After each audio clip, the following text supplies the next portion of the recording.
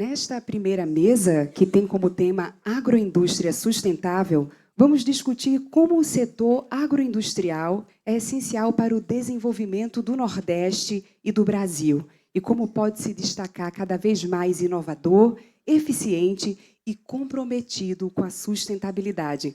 Teremos lideranças empresariais, representantes de cooperativas e de instituições financeiras compartilhando experiências, demandas e oportunidades de investimento para o futuro do setor. Para moderar este importante painel, teremos a honra de convidar o diretor-presidente da Desembahia, senhor Paulo Costa.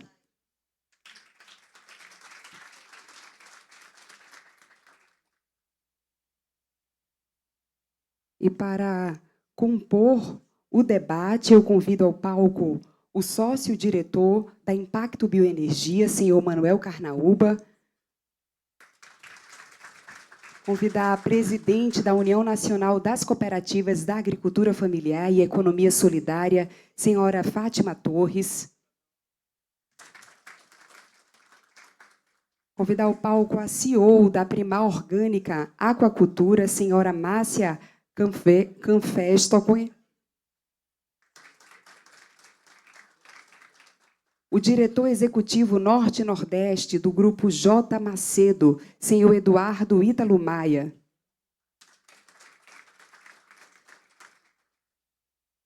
E convidar também o vice-presidente de Negócios, Governo e Sustentabilidade Empresarial do Banco do Brasil, senhor José Ricardo Saceron. Então, podem se acomodar. Nesse momento, eu passo a palavra para o mediador dessa mesa.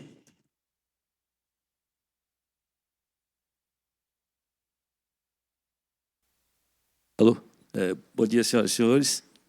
Inicialmente, agradecer à BDE pelo convite de estar aqui com vocês e mediar esse primeiro painel, né? Eu acho que nós, da BDE, nós sempre nos reunimos, né? Mas reunir entre a gente é uma troca de experiências, é sempre muito válido, mas a gente tem que se reunir com os destinatários das nossas ações, que são as empresas, né?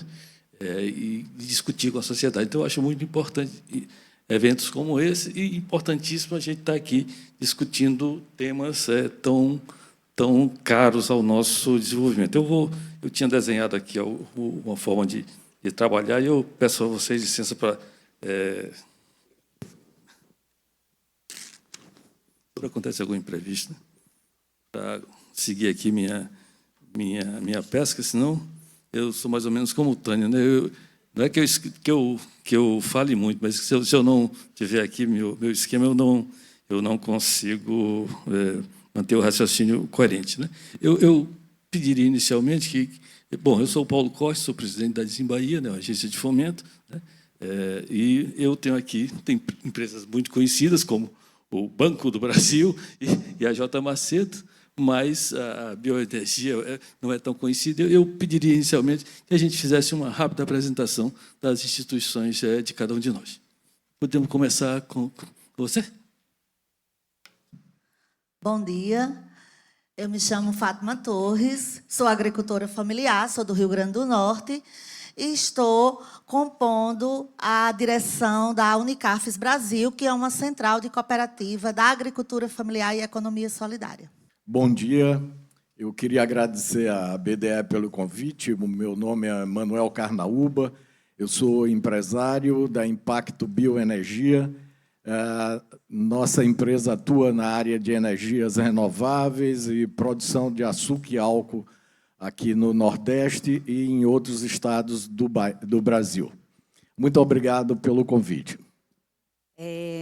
Eu sou Márcia Canfestoque, eu sou responsável pela Primar Aquacultura Limitada, em Tibau do Sul, no Rio Grande do Norte, e vai ser muito positivo aqui colaborar com esse debate aí, porque assim, a gente tem um projeto de aquacultura orgânica, é a primeira fazenda de aquacultura orgânica certificada do Brasil, e assim, agradeço aqui o convite e a presença aí nesse evento.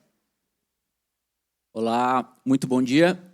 Eu me chamo Eduardo Ítalo Maia, represento aqui o Grupo J. Macedo, uma empresa com mais de 86 anos de atuação, empresa nordestina, cearense. Enfim, eu desejo a todos um ótimo evento. Bom dia, meu nome é José Ricardo Saceron, eu sou vice-presidente de Negócios de Governo e Sustentabilidade do Banco do Brasil. Estou aqui representando o banco, que todo mundo conhece, né, com presença no Brasil inteiro, e queria agradecer muito ao convite da BDE para participar desse painel aqui, junto com figuras brilhantes. Obrigado. Bom, minha gente, a minha ideia aqui é que a gente faça o seguinte: eu vou começar discutindo um pouquinho alguns temas, fazendo uma introdução a alguns temas, e depois escutar a opinião de quem vocês vieram para cá, porque eu vi que não vieram para me ouvir, vieram para escutar quem realmente entende dos negócios que a gente está discutindo aqui, né? Quando a fala de Maria Fernanda, ela começou a falar, eu digo, nós combinamos alguma coisa, porque eu concordo inteiramente com Maria Fernanda que a gente investe muito pouco, né? A gente deveria investir mais ou menos uns 20% do PIB, e eu acho que a gente está investindo perto aí de 16%, 17% do PIB. É pouco em relação a quem cresce muito, e a gente precisa crescer. Vamos lá. Então, eu vou seguir aqui um pouquinho a minha lógica, senão eu me perco, né? O desenvolvimento tem como condição necessária, mas não suficiente, a realização de investimentos. Os investidores estrangeiros e nacionais buscam um mínimo de previsibilidade nos países em que investem. Analisam temas gerais como a estabilidade de regras, a estabilidade política, o equilíbrio fiscal, os juros internos, os conflitos, né? Ninguém investe num país que tem muito conflito ou num país em que as regras mudam a toda hora. Então, eu queria os comentários de cada um dos presentes aqui sobre, no âmbito da confiança do investidor, da predisposição para investir.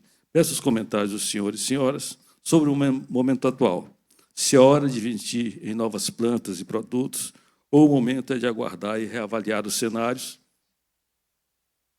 as premissas, quais os gargalos do investimento, se o gargalo está no crédito, na infraestrutura, na demanda, na concorrência externa, na tecnologia. Então, eu queria... É um pouco o que a gente tem nesses índices de confiança. A FGV faz alguns trabalhos nesse sentido, né? Mas aqui a gente vai entender um pouco de cada setor, como é que ele está vendo o momento em relação a fazer investimentos agora.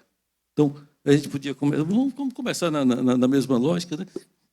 Essa moça é que vai mais investir, né? Investir eu não sei, mas que eu venho aqui em busca de investimento e fomento, eu sei.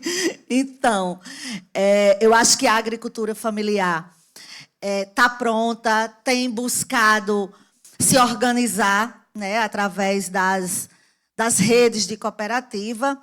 E aí, dentro da Unicafes, a gente tem um exemplo da Unicafes Bahia, né, que tem buscado apoio e investimento e tem dado essa resposta em termos de desenvolvimento de produto, de geração de trabalho e renda, e também de inclusão social, principalmente da juventude e das mulheres, né, no trabalho.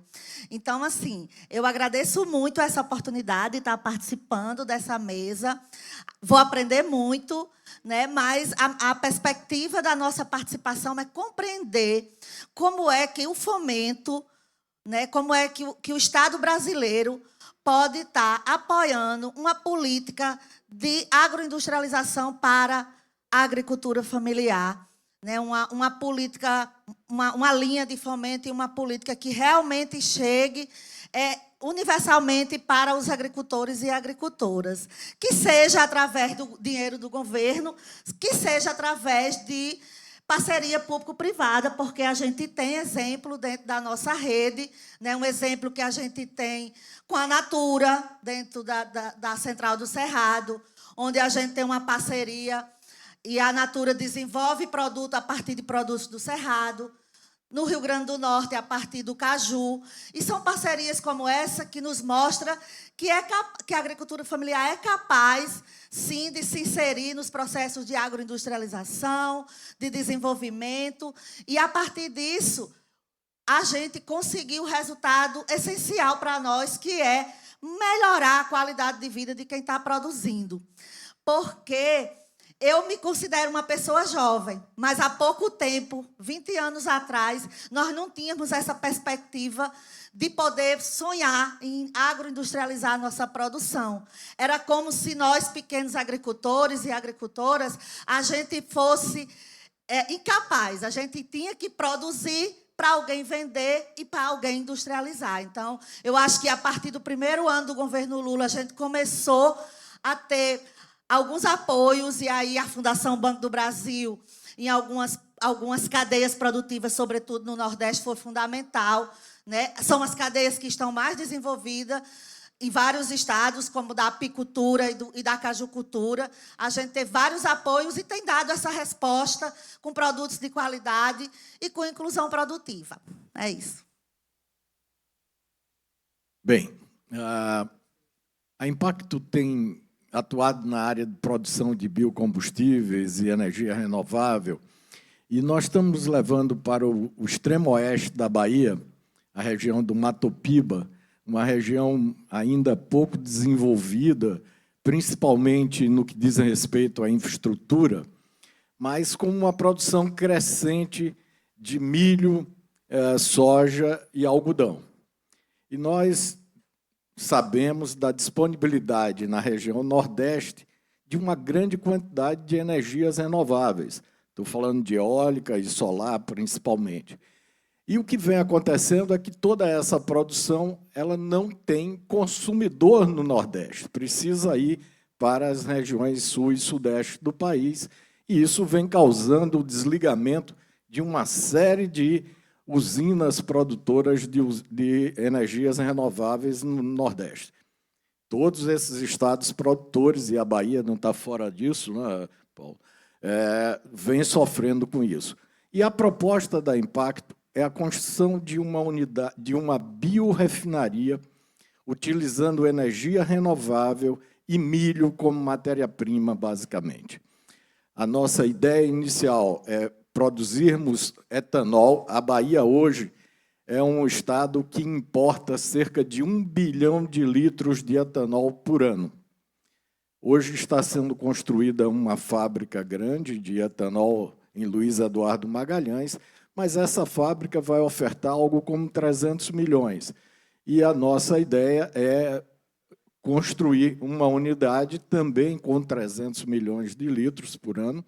Ainda assim, a Bahia terá um déficit, em números de hoje, de 2004, na ordem de 400 milhões de litros de etanol.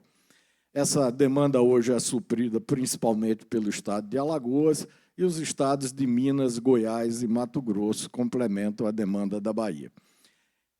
A concepção dessa biorefinaria a partir de milho, ela vai produzir etanol, como eu falei, usando energias renováveis nas suas caldeiras para a produção de vapor para atender a fábrica, isso na primeira etapa.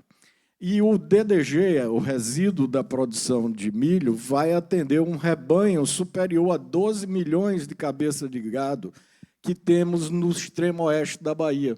No sudoeste, ali pegando Vitória da Conquista até São Desidério, nós temos mapeado só de rebanho bovino mais de 11 milhões de cabeças, com vários confinamentos, e que nós temos uma expectativa de, num raio inferior a 250 quilômetros, destinarmos toda essa produção inicial de DDG.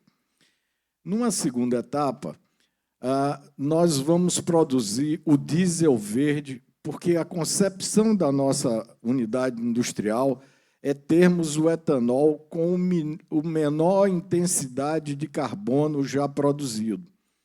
A concepção da biorefinaria é etanol, diesel verde, amônia verde, metanol, que é combustível para navios, e depois o SAF.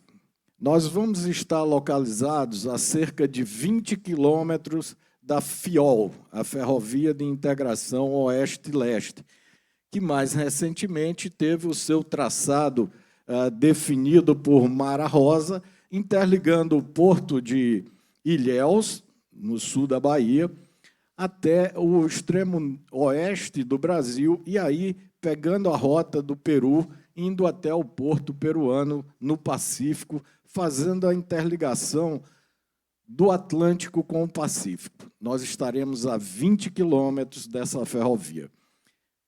Infraestrutura, Paulo, é fundamental para isso, né? A região de atuação do projeto contempla os municípios de Jaborandi, Correntina, Cocos e Coribe. Esses 4 municípios reunidos têm uma área territorial de cerca de 3,5 milhões de hectares. Para que vocês tenham uma ideia do que isso significa, é algo como 1,5 vezes a área do estado de Sergipe. Apenas esses 4 municípios do extremo oeste da Bahia. Nessa região, nós não temos nenhuma estrada estadual asfaltada hoje. A primeira estrada está sendo asfaltada agora pelo governo do estado e que vai atender o projeto. Então, o projeto tem uma característica de desenvolvimento regional muito forte. Uma outra grande dificuldade que se tem na região é a energia elétrica. Os agricultores da região que estão sobre o aquífero Urucu, que é um dos mais promissores aquíferos para irrigação no centro-oeste brasileiro, no centro do Brasil, na região do Mato Piba, você pede uma ligação de energia e leva pelo menos 5 anos para ser contemplado com essa ligação. A nossa ideia é, o empreendimento terá a participação de um conjunto de pelo menos 60 agricultores da região e vamos, a partir de energia renovável, comprar energia em alta tensão, reduzir essa energia para 13,8 e distribuir com os nossos associados investidores na biorefinaria da Biocombustíveis do Oeste. Essa é a concepção do projeto na sua primeira fase. Nós devemos entrar em operação no segundo semestre de 2027. Em 2028, nós já estaremos produzindo diesel renovável a partir do caroço de algodão. A região é também uma grande produtora de algodão. Eles fazem o desencaroçamento do algodão, mas não tem destino para esse caroço do algodão. Nós vamos usar isso aí, extrair o óleo do algodão e, junto com o óleo de milho da biorefinaria de produção de etanol, nós vamos produzir diesel verde que vai abastecer todos os caminhões ligados ao empreendimento industrial.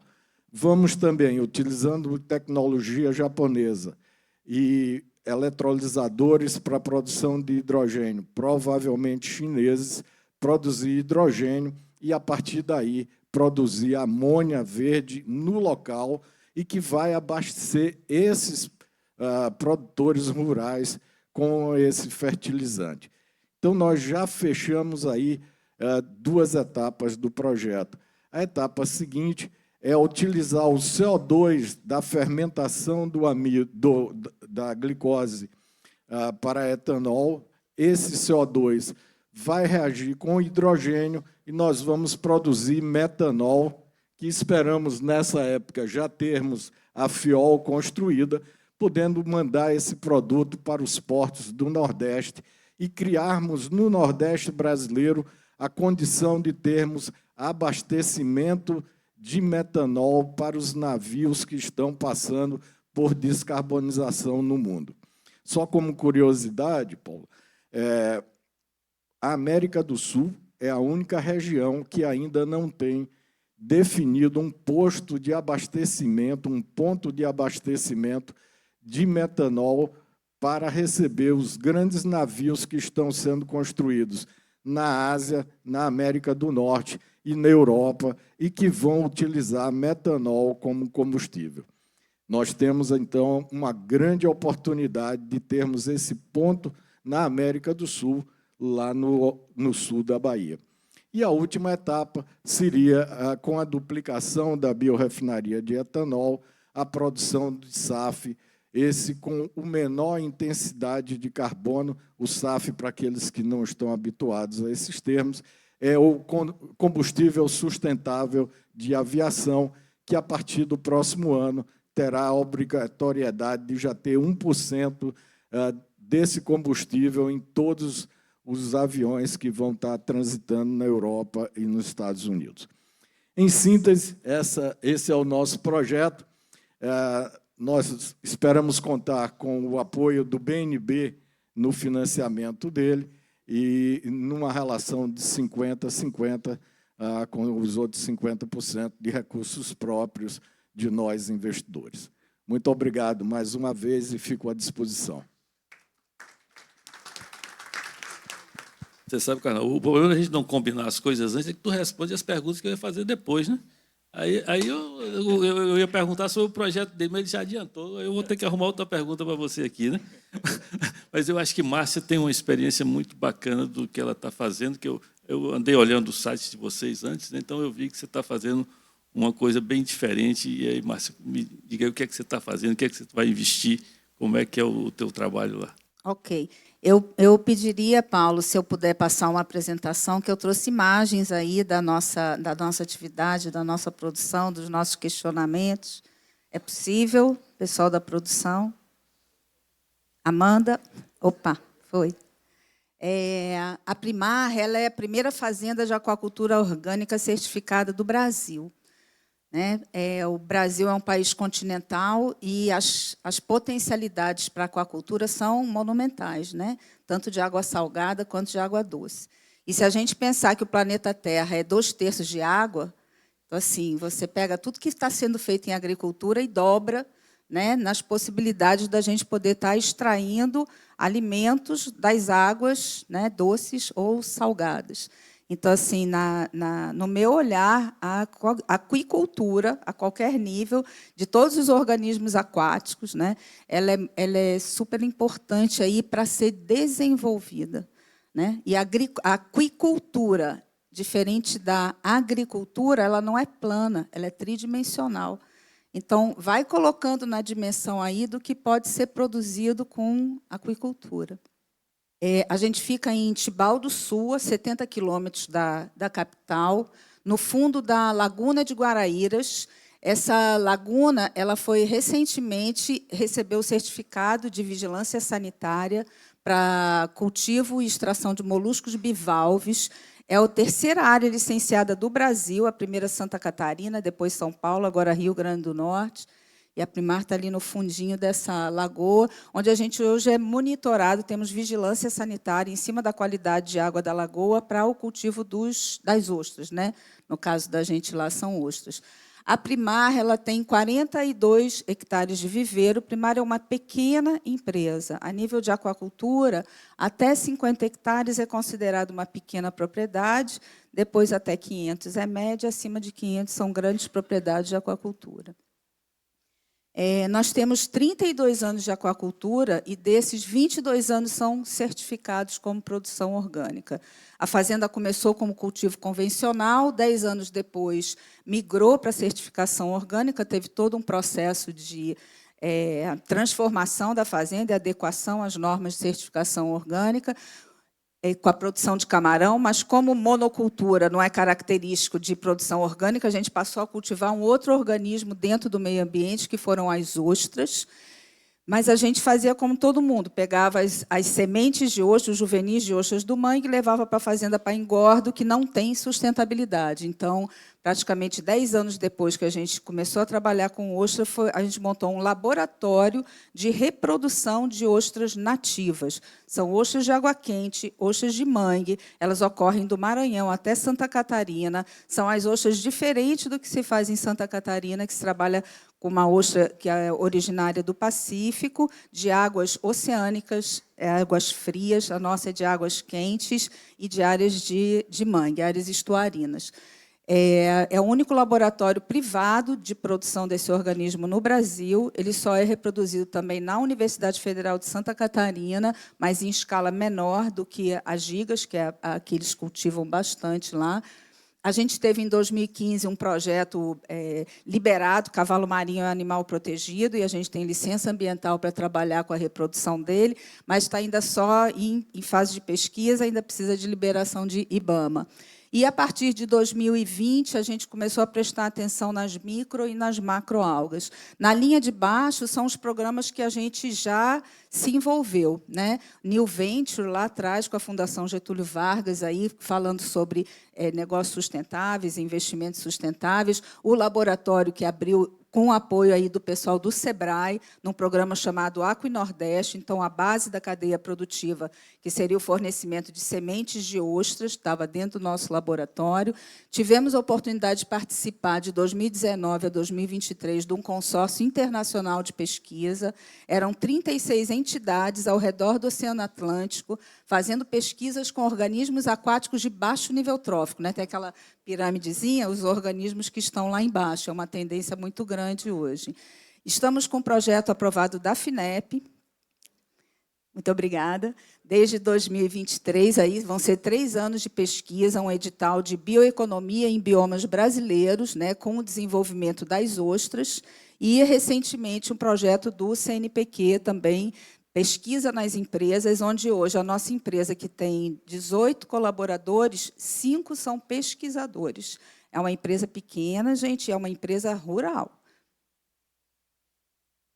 E, assim, brevemente, cultivo orgânico. A gente produz o camarão e não arrastoa. O que o camarão come? O alimento natural que tem no fundo do viveiro.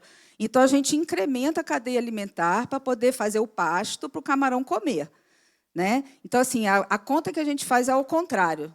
Qual a capacidade de suporte desse ambiente? Quantos camarões por metro quadrado a gente consegue botar sem interferir no ambiente? Então, não é colocado nenhum tipo de fertilizante, conservante, nada.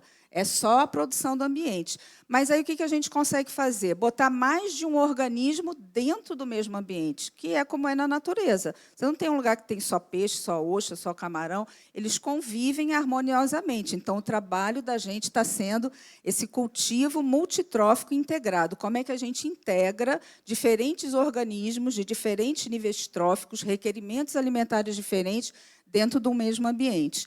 O manejo ecológico, que aí não usa produto químico, fertilizante, conservantes, daí a gente não faz, protege os manguezais de entorno. E a gente troca a biossegurança, que muitas fazendas de aquacultura adotam, que é se isolar completamente da natureza, viveiros de plástico, cobertura de plástico, né, um monte de artefatos para ficar o mais longe possível, a gente troca pela bioestabilidade, a gente tenta conviver bem com a natureza, com os ciclos, invernos e verões. A gente tem que aprender a trabalhar com ela e se unir a ela, em vez de querer se afastar dela. O camarão cultivado é o Lithopeneus vanamei, a ostra é a Crassostrea gazar, que é a nossa ostra de mangue. Nós temos um laboratório de reprodução dessas ostras, é um pequeno laboratório, ele tem capacidade para 6 milhões de sementes por safra, mas a gente ainda não atingiu essa meta, a gente está no caminho.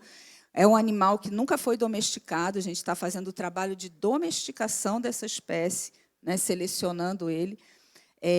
Uma área de berçário, onde também ficam as larvas e sementes de ostra. A parte de alimentação, então, a gente tem um sepário de microalgas, o intermediário de microalgas, uma área de produção massiva de microalgas, que é para servir de alimento para as larvas e sementes dentro do laboratório.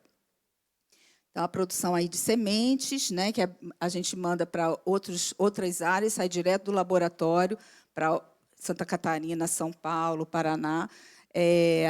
Os juvenis, que a gente tem um período intermediário nos nossos viveiros para um pequeno crescimento, e aí vai para dentro da própria Lagoa de Guaraíras, onde tem 2 associações e uma iniciativa privada dentro da lagoa, e as ostras comerciais. Pelo fato da gente ter laboratório, né, e viveiro, e essas cordas, esses long lines cheios de garrafa PET, os travesseiros flutuantes, que a ostra é um organismo filtrador. Ela come microalgas que ficam na lâmina d'água. Então, ela fica flutuando enquanto o camarão está lá embaixo, que ele é um animal bentônico. Ele fica no fundo e come o que está no fundo. Então, eles não competem um com o outro com a alimentação. E aí a gente aproveita essa dobradinha que a gente tem, laboratório e produção, para fazer pesquisa com esses organismos. Hoje, a gente está com um plantel de quase 5 mil animais, né? Então, todos eles têm origem, rastreabilidade. Na hora das desovas, a gente faz os cruzamentos das famílias, mistura sempre um pouco de material genético selvagem para poder ter variabilidade genética. E aí a gente vai tendo os nossos lotes de ostra. Aqui o cavalinho marinho como peixe ornamental, mas que ele também provém de pesquisa. Foi um trabalho desenvolvido, essa cartilha, mapeando todo o ciclo de reprodução e produção do cavalo marinho como peixe ornamental.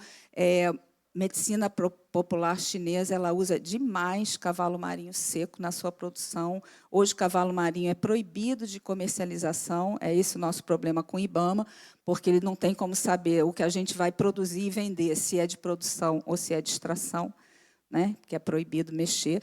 Mas seria um mercado maravilhoso, umas oportunidades incríveis se a gente pudesse estar com a produção desse bichinho, tanto para cavalinho ornamental, que fica os bonitinhos, amarelinho, vermelho, quanto os marronzinhos, aí, né, sem coloração, cinza, eles seriam para camarão seco, para medicina chinesa. E tem vários outros organismos que poderiam entrar nessa linha de pesquisa e desenvolvimento.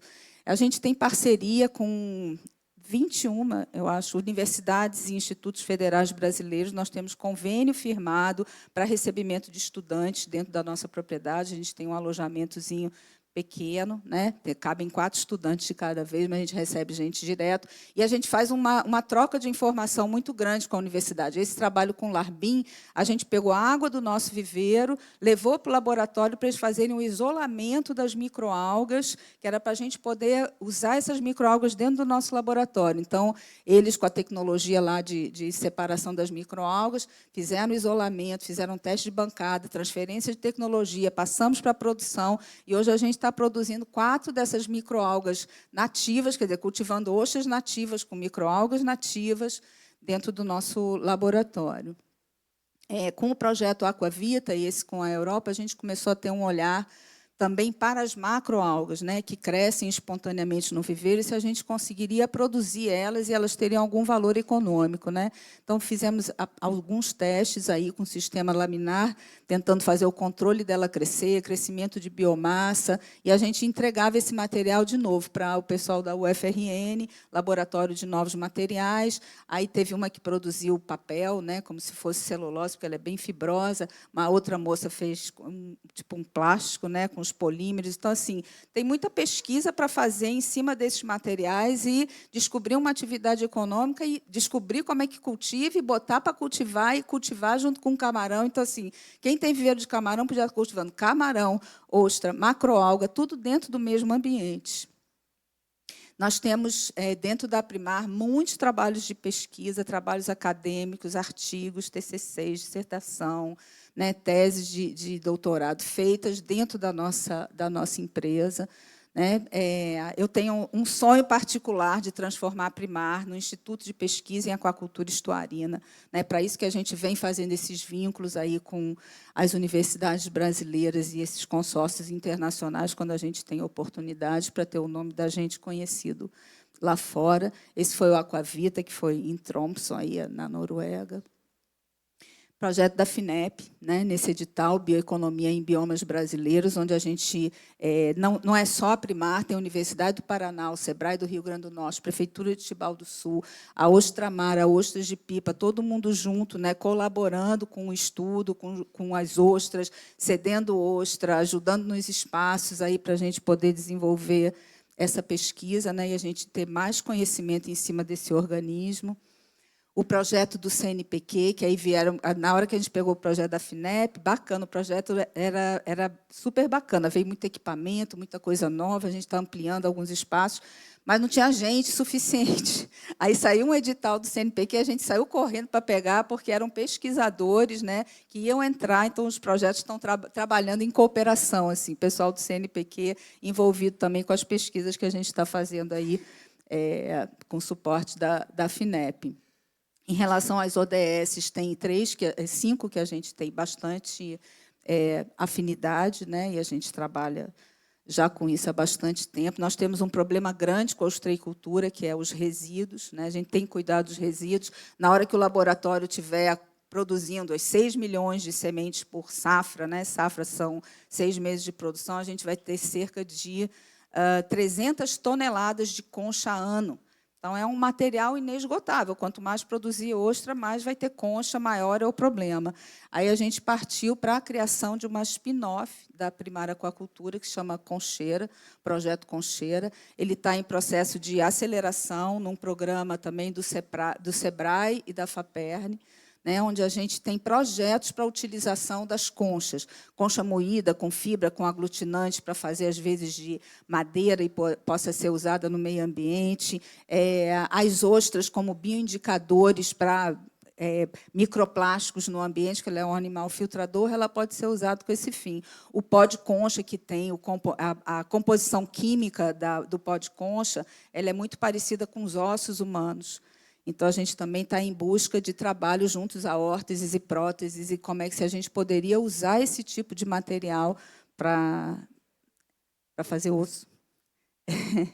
E aí, esses daqui eu preparei especificamente para cá, para esse evento, que eu até perguntei ao pessoal da organização do evento, eu falei, mas a gente é um pequeno produtor de aquacultura orgânica no Rio Grande do Norte, normalmente a gente é chamado para falar sobre sustentabilidade, falar sobre produção aquícola, mas não para falar sobre financiamentos. Eles falaram, não, você tem que colocar as suas dificuldades, as coisas que você precisa, que é para o pessoal poder ouvir o que é. Então, vamos lá.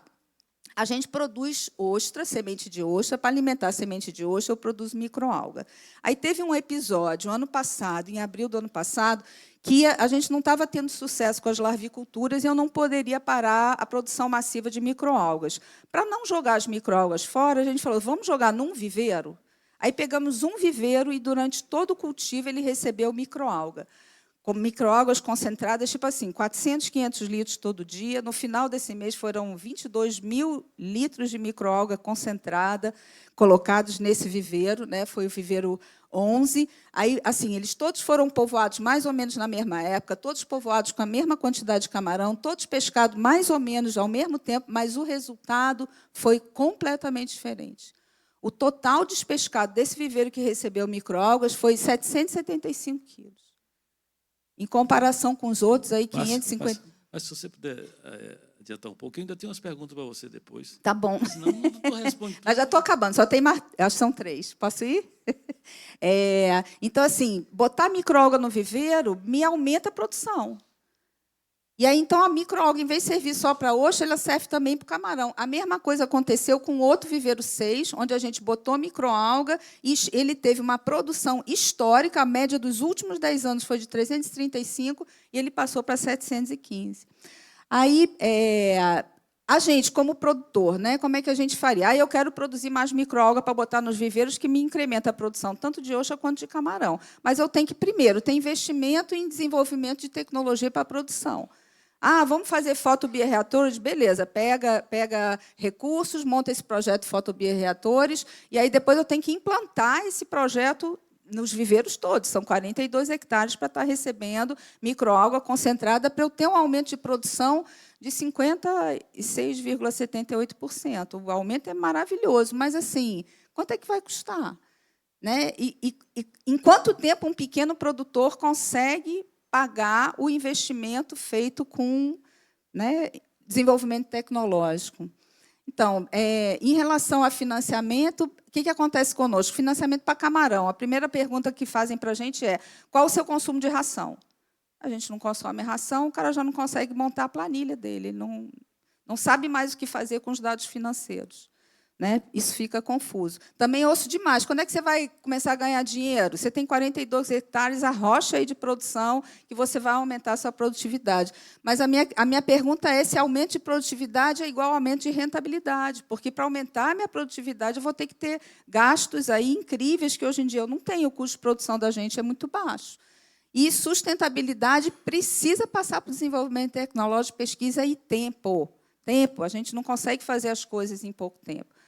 Demora muito tempo para o desenvolvimento. A parte toda de documentação e licença, né, educação, formalização, tudo, a empresa da gente tem que estar toda organizada para poder conseguir chegar nesses recursos de FINEP, CNPq, mas e os outros pequenos produtores? Eles também têm que passar por isso, também teriam que regularizar, licenciar, se organizar para poder chegar nos recursos que eles poderiam chegar. Então, tem um trabalho de educação empresarial aí muito grande para fazer antes de começar a falar até em chegar no banco para pedir dinheiro, senão eles não vão conseguir nem conversar com os bancos, com os órgãos financiadores. E, assim, sugestão para a política pública nessa área, que seria aplicar índices de sustentabilidade, que eu acho que isso vão ter graus diferentes, isso precisa ser pontuado, e seria um índice para as entidades financeiras usarem, incentivos e taxa de licenciamento diferenciado, porque eu acho injusto a gente estar preservando, né, comprometendo a nossa produtividade, tem uma produtividade baixa para poder preservar o meio, e a gente não é compensado por isso de forma alguma, a gente tem todas as taxas iguais aí que todo mundo, acesso ao crédito coerente com a atividade de sustentabilidade e inovação, que os modelos de hoje a gente não consegue, eu não consigo pagar em 3 anos, não vai dar certo. Então, nem pega, né? E fica paradinho assim, enfim. E por que não receber pagamentos de bens e serviços ambientais, que também é outra coisa? A gente não está lá limpando, a gente não está lá preservando. Por que não tem recursos que possam vir para essas empresas sustentáveis, que foram lá pontuadas, tem grau tal em sustentabilidade, ela ter benefícios financeiros aí em relação a isso? E criação de fundos. Né? Fundos para projeto sustentável, para ajudar a mitigar problemas que possam ter climáticos e tudo. Vem uma onda e leva tudo, e você tem que reconstruir tudo. Esse dinheiro poderia vir de fundos, incentivar a resiliência do setor, fomento de mais atividades e os apoios à inovação. A gente tem um reconhecimento aí do mercado, com alguns prêmios que a gente recebeu ultimamente. Obrigada e desculpe aí avançar um pouquinho.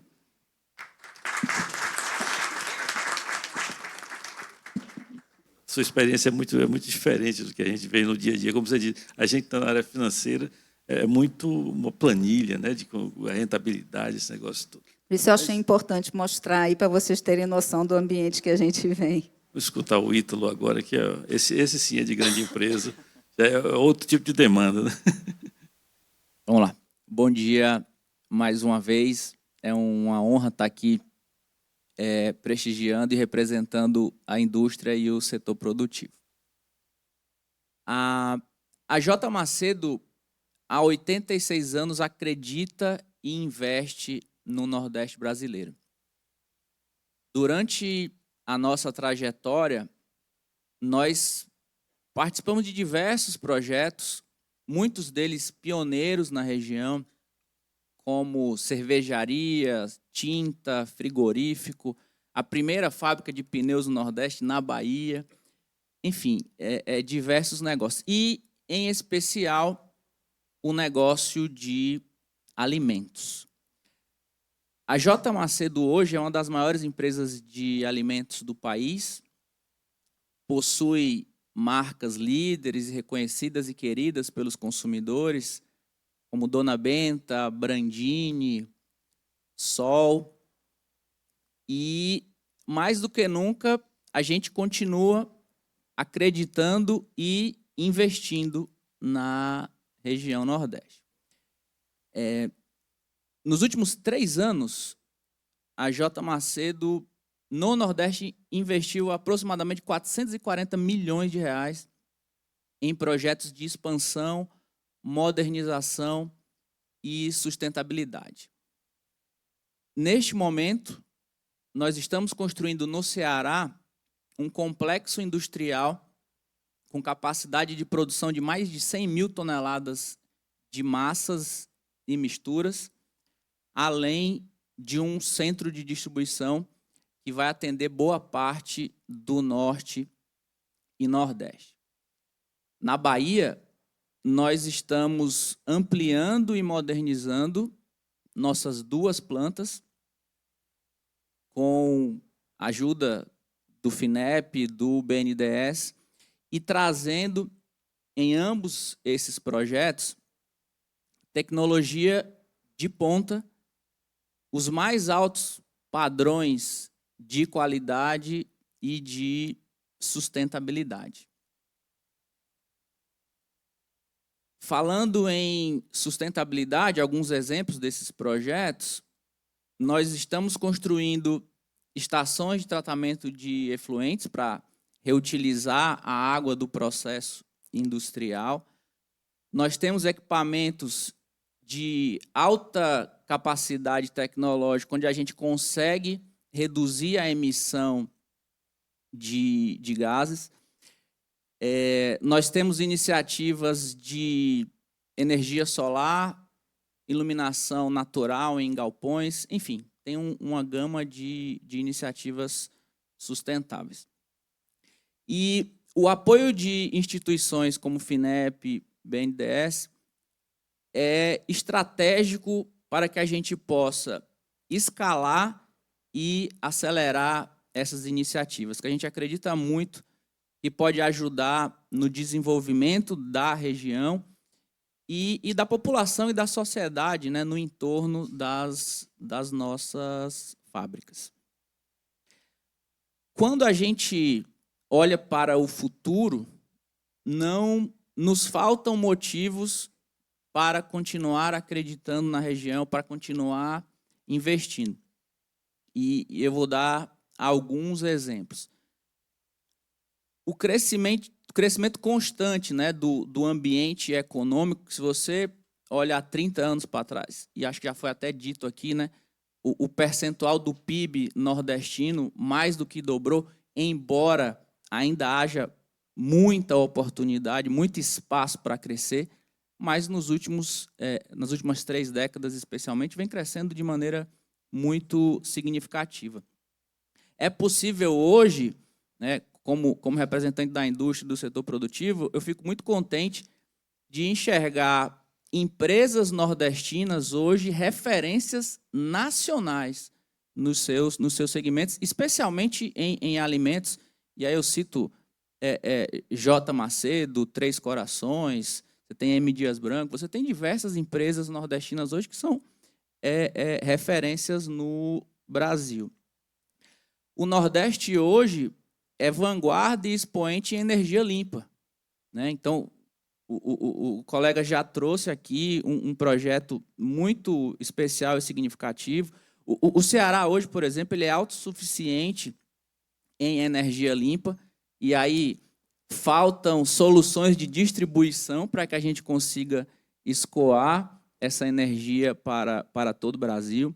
Nós temos outros exemplos no semiárido cearense hoje, que foi tão assolado pela seca no passado. A gente tem um projeto de um porto seco que vai ligar com a Transnordestina, que a gente vai poder acessar basicamente todo o mundo a partir de lá. Então, uma região que também há 30, 40 anos era assolada pela seca, hoje está em pleno desenvolvimento, pujante, e com várias oportunidades ainda maiores de investimento para a região. Para finalizar, nesse momento, queria dizer que a J. Macedo acredita na região, os nossos investimentos têm visão de longo prazo, ainda outras fases desses projetos que eu citei aqui irão ocorrer, serão executadas, e a gente entende que a parceria com as instituições de fomento ela é fundamental. Então, essa proximidade da indústria com essas instituições, com certeza, acelera e permite que a gente consiga desenvolver o país, desenvolver a região Nordeste e dar retorno à sociedade, que é um dever também nosso, como instituição privada. Muito obrigado. Obrigado. Saceron poderia falar um pouco da demanda de crédito, se puder, do setor industrial aqui no Nordeste, como é que está a demanda no Banco do Brasil, e um pouco antes a gente estava falando sobre algumas iniciativas que você já tem aí, se puder anunciar, né? Sim. É ótimo. Bom, obrigado pelo convite de estar participando aqui. Eu primeiro queria falar uma coisa. O Euler é vice-presidente da BDE, diretor de governo do Banco do Brasil. Tem alguns clientes potenciais aqui, se já não forem clientes do Banco do Brasil, depois a gente precisa conversar. né? Mas o que eu queria dizer é o seguinte: primeiro, falar um pouco do Banco do Brasil, né, da atuação dele. O banco, como eu falei, tem 217 anos, e a carteira de crédito do banco hoje é em torno de 1,3 trilhão e dividido em três grandes. É um terço financiamento a pessoa jurídica, empresas, um terço é financiamento pessoa física, operação de crédito pessoa física, e outro terço é do agronegócio, né? Em todas as áreas de atuação do banco, a gente faz a operação de crédito desde com grandes conglomerados industriais e outros setores, né, até microempresários, até MEI, a gente abrange toda a cadeia aí de atividades. A agricultura, mesma coisa, o Banco do Brasil financia desde mega produtores rurais até a agricultura familiar. O Banco do Brasil é o principal operador do Plano Safra e o principal operador do Pronaf, que são as linhas destinadas à agricultura familiar. E, da mesma maneira, pessoa física, desde servidor público até pessoa física, a gente tem uma atuação muito forte, inclusive pessoas físicas produtores rurais, que são, boa parte deles são pessoas físicas e não jurídicas, né? Então, a gente tem uma atuação muito diversificada, né? E o Banco do Brasil sempre foi conhecido como o Banco da Agricultura, Banco do Agronegócio, né? A vida inteira foi isso. Teve época que era quase que exclusivo no financiamento à agricultura brasileira. Eu sou filho de agricultor, meu pai não viveria lá plantando café se não fosse o Banco do Brasil, e assim a gente tem milhares e milhares de exemplos ao longo da vida, né? Mas o Banco do Brasil não é só isso, é mais do que isso. Quando financia a agricultura, ele está trabalhando no crescimento do país. E hoje, né, que eu acho importante dizer, o Plano Safra tem sido reformulado pelo governo federal, agregando novas linhas de crédito, novas frentes, né, como agroecologia, como recuperação de áreas degradadas, enfim, agricultura orgânica, financiamento à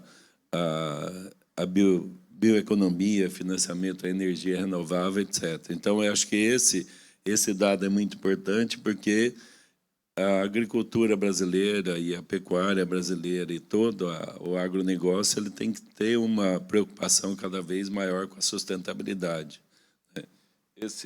Esse boto aqui, que eu carrego com orgulho, é do banco mais sustentável do mundo, que, por acaso, é o Banco do Brasil. Pela sexta vez, a gente conseguiu esse título este ano.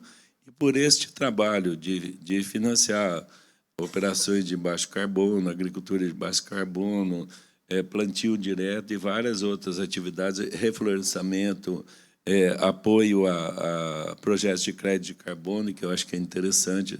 Eu estava ouvindo atentamente o que você estava dizendo.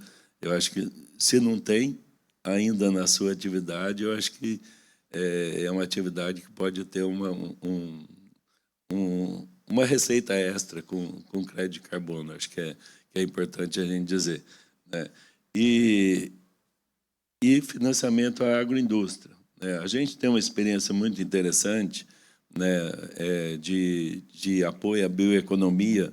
A gente começou em Belém do Pará, em Manaus, nos dois estados, Pará e Amazonas, e agora a gente inaugurou um novo hub lá em Ilhéus, né, para trabalhar com pequeno produtor de cacau, né, financiamento de Pronaf, de pequeno agricultor, que eu acho que é outro departamento diferente de você financiar o agronegócio, porque, além de financiar diretamente, você tem que prestar assistência, você tem que levar agente de crédito, você tem que levar todo um ajuntamento de empresas e pessoas especializadas para dar orientação, né? Isso é muito importante. E é muito importante também a gente trabalhar com toda a cadeia de valor.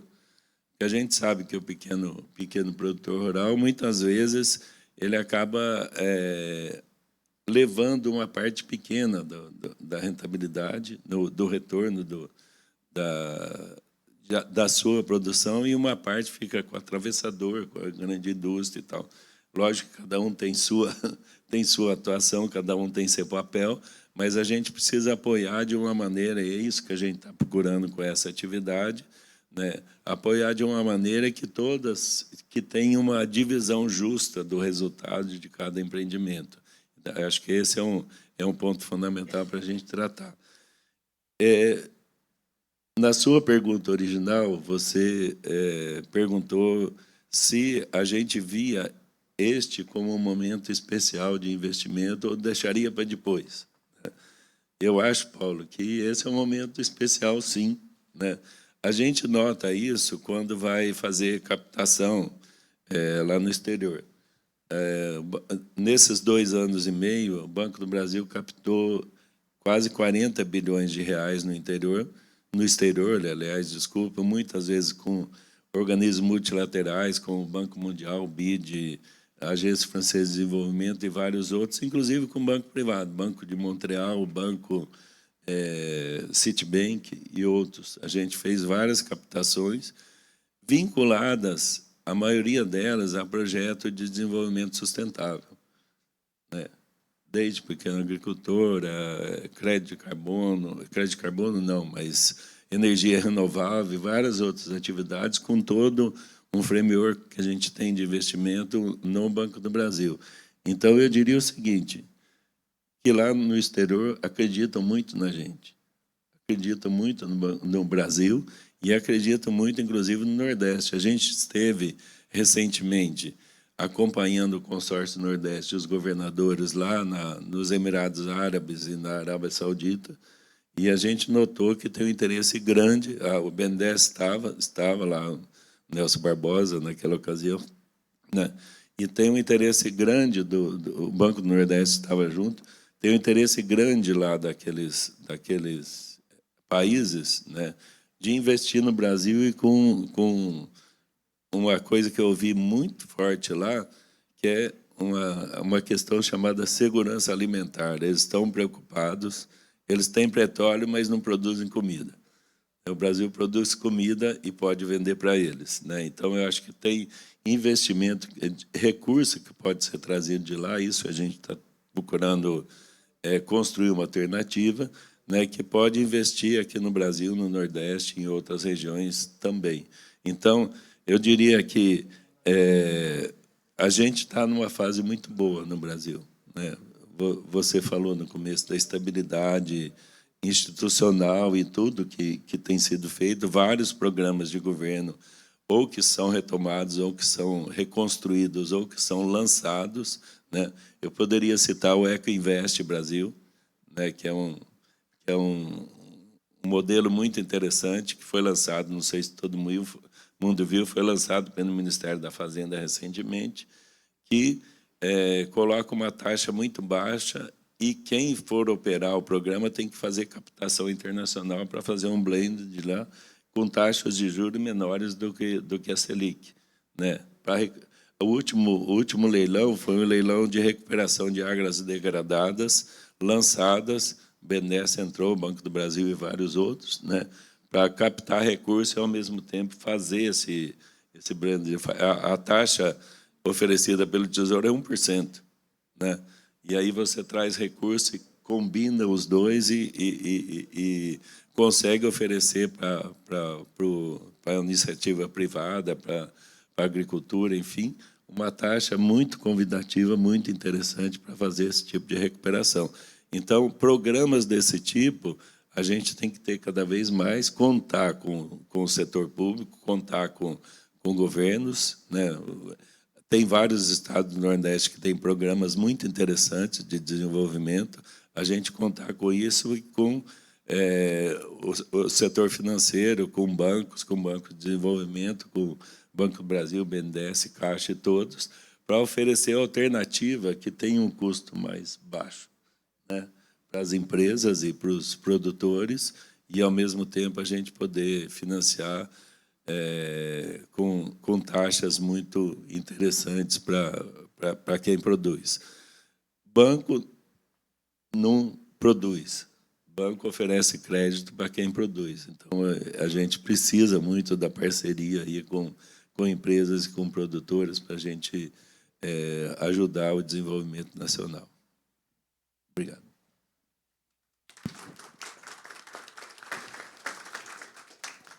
Bom, eu tinha uma série de perguntas para fazer, mas o pessoal acabou respondendo, não estava combinado, não deu muito certo, né? Mas ainda tem algumas coisas assim que eu gostaria muito de ouvir um pouco, até mais um pouco a Márcia e a Fátima, né? Eu tenho uma preocupação muito grande com a formação de mão de obra no interior, né? Onde vocês estão agindo, né? Você está no interior do Rio Grande do Norte, né?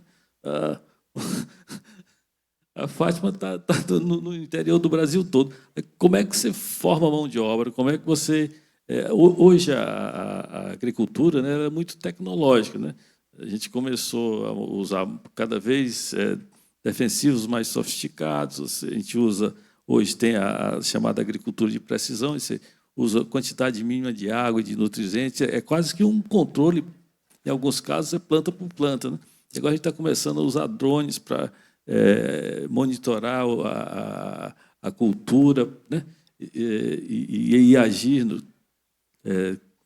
muitas vezes na aplicação dos pesticidas. Isso é tudo muito sofisticado. Aí como é que você se enquadra nisso, Márcio? Como é que tu coloca na agricultura familiar a sofisticação tecnológica que hoje se exige para que a gente possa ter muita produtividade no campo? Então, a Unicafes está presente em 22 estados, atuando com 1.500 cooperativas. E, Paulo, essa sofisticação toda, essa tecnologia toda, ainda não chegou na agricultura familiar. No Nordeste, por exemplo, nós temos apenas 2% dos agricultores e agricultoras familiares que dispõem de algum tipo de máquina. Por isso que a agricultura familiar ocupa mão de obra, porque o nosso trabalho é manual.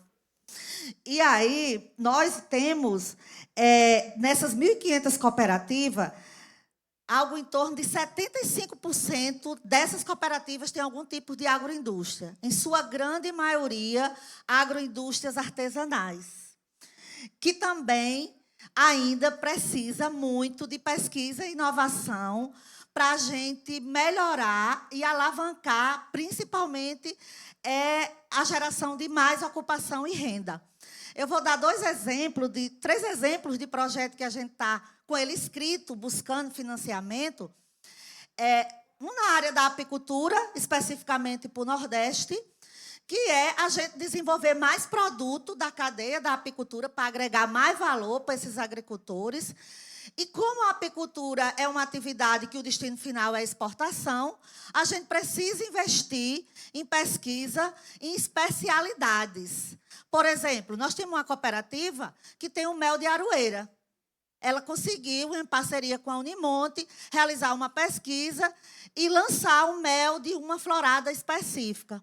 Mas na Caatinga, a gente tem potencial para lançar o mel do marmeleiro, o mel da jurema preta, do caju.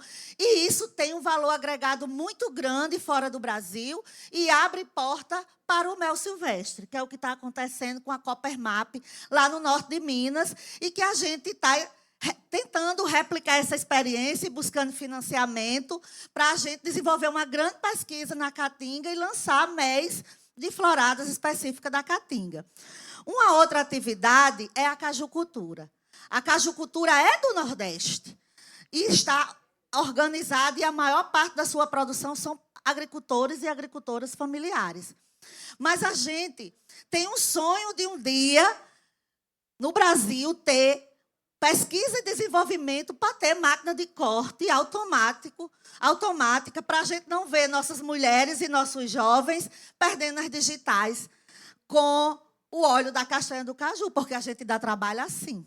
Como a gente trabalha o corte manual, aí é bom, ocupa muita mão de obra, mas também a gente tem um trabalho muito penoso, sobretudo para essas pessoas, sobretudo jovens e mulheres que estão nessa atividade e que a gente tem muito problema de movimento repetitivo. Quando o cortador de castanha está bom, que ele consegue cortar ou ela 60 quilos por dia, aí ela tem um problema na perna e a gente tem que deixar ela com problema de repetição, 3, 4 meses em casa. E a gente não tem como incluir isso no custo das nossas agroindústrias, porque a gente tem que manter esse cooperado e essa cooperada em casa recebendo um mínimo prolabore de um problema que ela adquiriu através de uma unidade de beneficiamento nossa. Então, a gente tem demandado, e aí temos escrevido proposta para a FINEP, para os órgãos de pesquisa e inovação, porque a gente precisa desenvolver máquinas automáticas para o corte de castanha no Nordeste, porque tem nos outros países, a gente já vê aí, né, na internet, tem na China, já tem protótipo de máquinas de corte automático, e a gente acha que a gente tem condição, sobretudo, para salvar essa cultura. Porque, senão, daqui a pouco, se a gente não... E é um trabalho que as cooperativas fazem, de viveiro de muda, de distribuir muda de caju, de trabalhar com cajueira não precoce, mas se a gente não tiver uma solução para o beneficiamento, a gente não vai conseguir muito tempo. Esses agricultores podem migrar para uma outra cultura. Por exemplo, lá no sertão do Apodi, já tem gente falando em plantar cacau, porque cacau é mais rentável do que... Aí o pessoal das contas, né, já fez uma planilha de custo, que cacau dá mais dinheiro do que caju, e lá pode produzir cacau. É só um exemplo de uma preocupação nossa com esse equilíbrio, que é buscar pesquisa, inovação e tecnologia para a agricultura familiar. Então, nessas agroindústrias, a gente tem, desde essas duas que eu falei, como também a do algodão. Né? A gente tem unidades de beneficiamento de algodão agroecológico, onde a gente integra.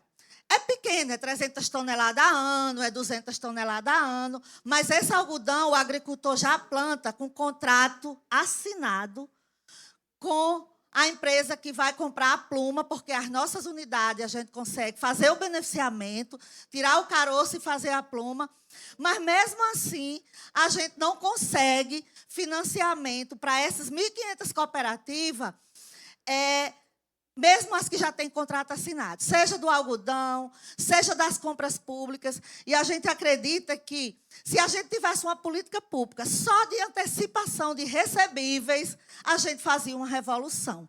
Porque a gente tem um contrato assinado, a empresa do Comércio Justo lá da Aveja, aqueles tênis que é bem caro, ele é produzido com algodão da nossa rede, Paraíba, Ceará e Rio Grande do Norte. E a gente tem um contrato assinado que a gente assina em janeiro. Mas a gente não consegue pegar financiamento, e a gente passa o ano nesse sofrimento, podendo já pagar logo o agricultor, animar. E aí, assim, acho que hoje, esse cooperativismo, Paulo, a gente é meio que penalizado pela herança, principalmente do Nordeste, das cooperativas que não pagaram os financiamentos. Então, eu queria aproveitar e dizer para vocês que a gente paga. E o exemplo é a própria Bahia. Né? Por quê? Porque o governo da Bahia, juntamente com a agência de fomento, tem um programa que já financiou não sei quantas mil cooperativas, zero de inadimplência. E já financiou pequenos financiamentos para o Ceará, para o Rio Grande do Norte, para cooperativas nossas, zero de inadimplência. Então, para a gente avançar na consolidação das nossas agroindústrias sustentáveis, a gente precisa ter acesso ao crédito. E olha que eu estou falando só da demanda de capital de giro, que é a demanda que a gente já... É só assim, se a gente conseguisse... É isso, antecipar os recebíveis. Porque a gente tem contrato com as escolas, com a Marinha, com o Exército, a gente emite uma nota, entrega a produção, e pode levar até 40, 50, 60 dias para pagar. E para o empresário isso não é nada. Mas para o pequeno agricultor que entregou a sua produção, muitas vezes ele deixa de botar na cooperativa e entrega para o atravessador, porque ele precisa do dinheiro no próximo sábado para fazer a feira dele, para cumprir com esses compromissos. Então, é isso.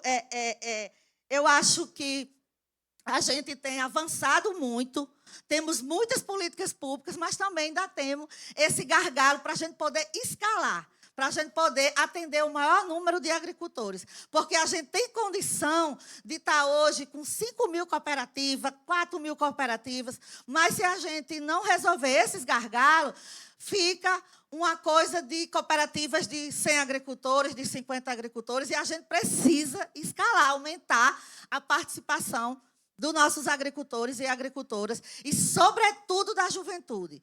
Porque ou a gente envolve e inclui o jovem que está na zona rural no nosso cooperativismo, ou a gente vai perder ele, como já tem perdido, e elas, para os grandes centros, e está fora da nossa atividade. É isso. Obrigado, Fábio. Eu vou seguir mais ou menos no seu raciocínio e perguntar aqui para o Carnaúba, até que eu tive que arrumar outra pergunta aqui para ti, né? Mas é o seguinte, você vai processar milhares de toneladas de cana e também de milho, né? Aí a pergunta é mais ou menos o seguinte, você vai comprar de grandes produtores, é claro, mas como é que tu vai integrar os produtores menores nessa cadeia de produção, quais são as suas dificuldades? Pelo adiantado do tempo, vamos tentar correr nas respostas também, né? Vale para todo mundo. E a gente o pessoal já está com fome. Bem, Paulo, deixando claro, nós vamos utilizar apenas milho como matéria-prima, né? A região não tem aptidão para a cana-de-açúcar. A cana-de-açúcar está mais aqui no litoral do Nordeste, lá é milho, né? E é uma região de grandes produtores. Nós temos alguns contatos com a Associação de Pequenos Agricultores na região de Correntina. Esses têm interesse de fornecer o milho para nós também, assim como o caroço do algodão, né? Tem um grande desafio, sim, na formação de mão de obra. A agroindústria propriamente dita, né? A biorefinaria, nós temos um programa de preparação para essa mão de obra.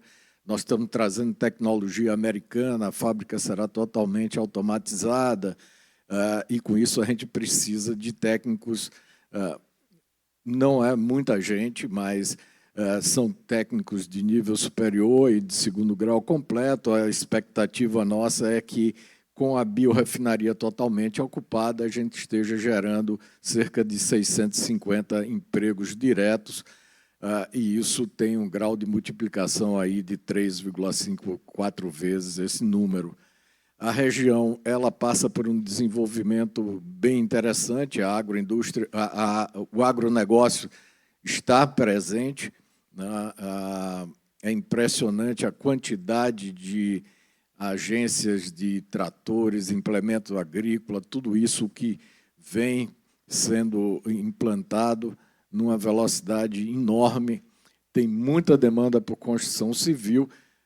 A infraestrutura que é carente. A gente precisa que a infraestrutura acompanhe, principalmente em rodovias e energia elétrica, né? Como eu disse, uma conexão de energia leva 5 anos hoje na região. É um desafio.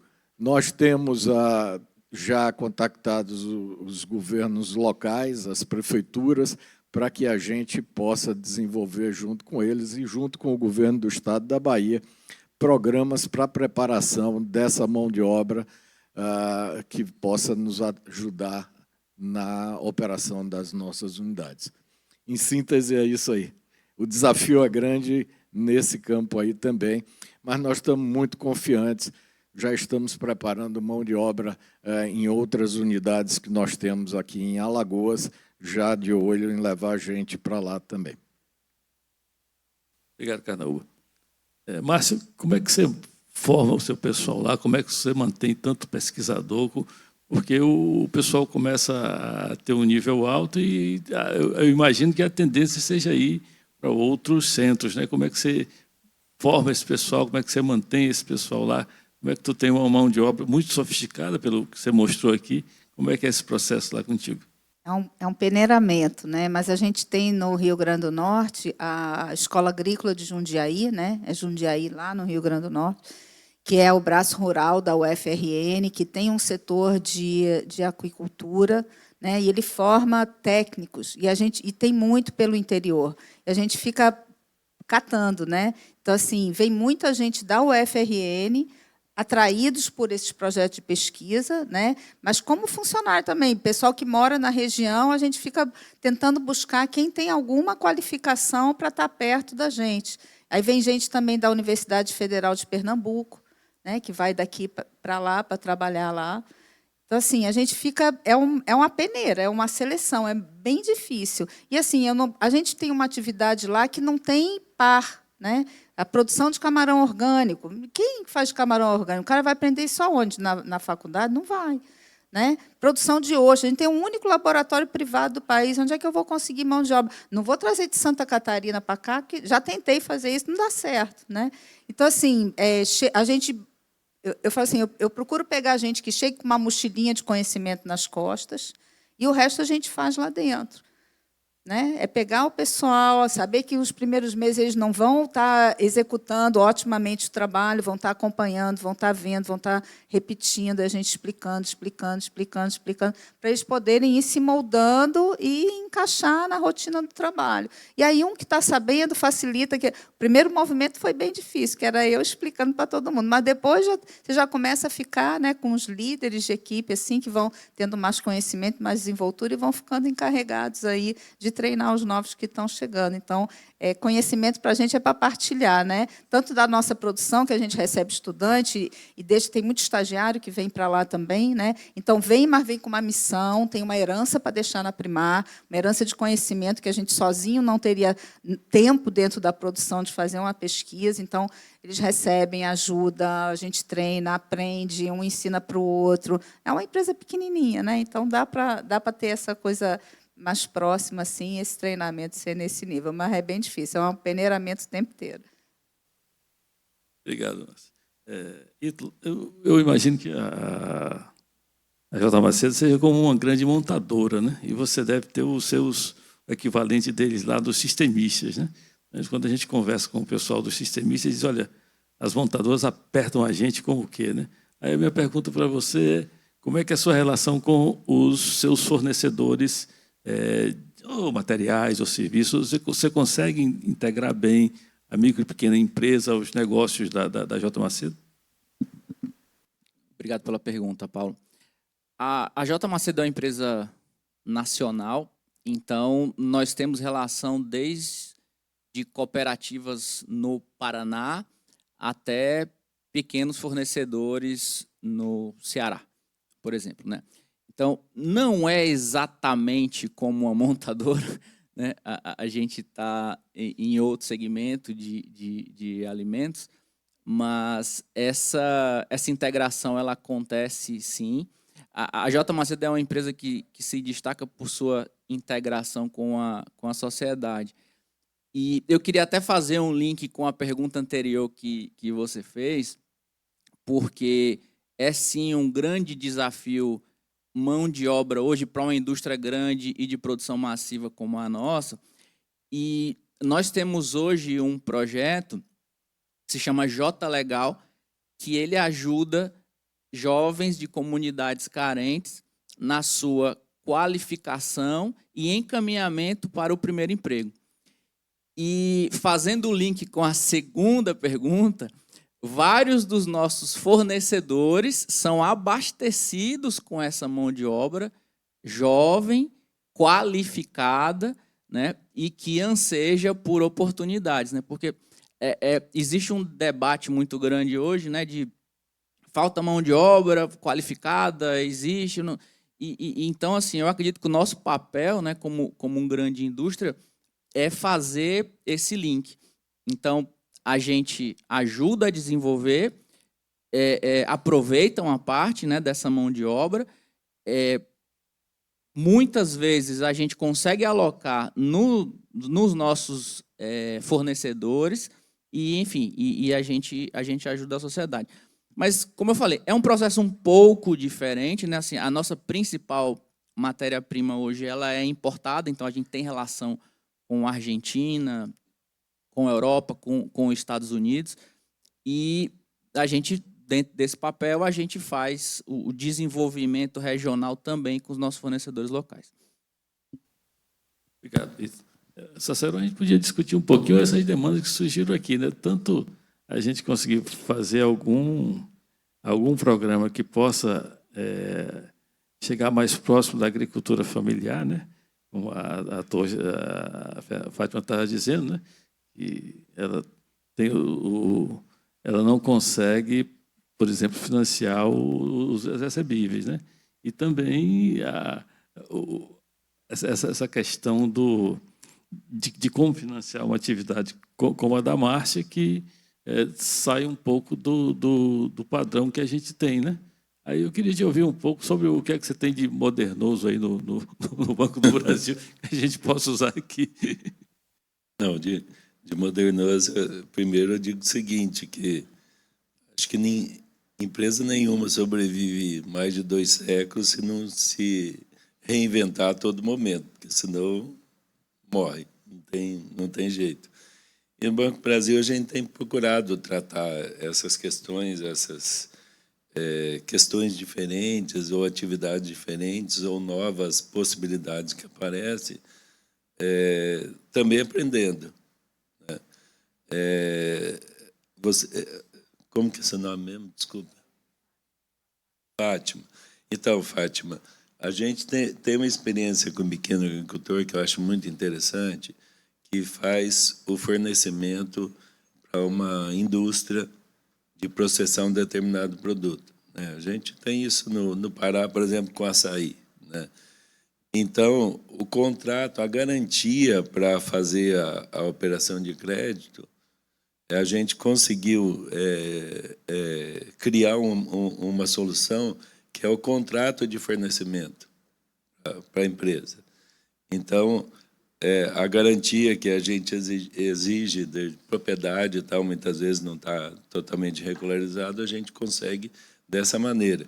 Então, a gente tem que criar soluções, né, que muitas vezes não estão colocadas. O banco, como qualquer banco, como qualquer empresa financeira, tem lá os seus produtos de prateleira, mas nem sempre esse produto de prateleira serve para todo mundo. Para uma parcela dos produtores, para uma parcela dos clientes serve, mas para uma parcela não serve. Então, é isso que a gente tem que criar, isso que a gente tem que inventar. E a gente tem a Fundação Banco do Brasil, que você citou lá no começo, que aquela cadeia de mel do Piauí, né, uma das primeiras investimentos que foram feitos lá, com recurso não reembolsável, foi feito pela Fundação. Né? E isso ajudou a estruturar uma cadeia que tem um resultado muito, muito importante hoje. Né? E a gente poderia citar em várias atividades dessa maneira. Então, a gente tem que criar soluções para isso. Né? Produto de prateleira não resolve todos os problemas, resolve uma parte, outra não. Então, é isso que a gente tem que fazer o tempo inteiro. Crédito de carbono, eu volto a frisar, crédito de carbono hoje é uma atividade, como foi regulamentado ano passado, aprovou a legislação, a gente pode começar a desenvolver em várias cadeias que a gente tem hoje. Né? A gente está negociando, por exemplo, a crédito de carbono com todo o Estado, nas reservas do Estado. Isso a gente já está desenvolvendo. Com a área de preservação, com atividades que hoje eu imagino que a sua atividade pode ter. Né? Precisa estudar, a gente pode estudar, que é uma renda extra para o produtor que